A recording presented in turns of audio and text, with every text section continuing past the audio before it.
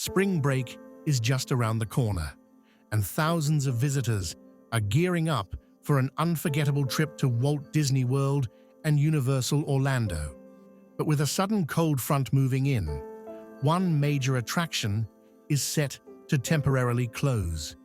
Blizzard Beach, one of Disney's beloved water parks, will be closed starting Thursday, February 20th, due to colder than usual temperatures sweeping through Florida.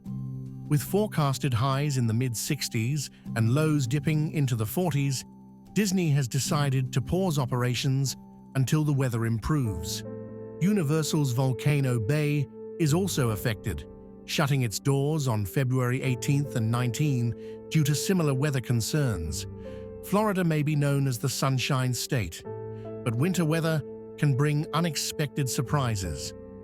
Just like last year, chilly temperatures have forced closures at both Disney and Universal's water parks.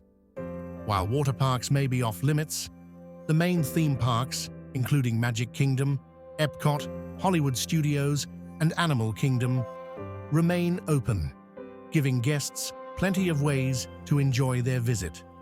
Despite these temporary closures, the future of Orlando's theme parks remains bright.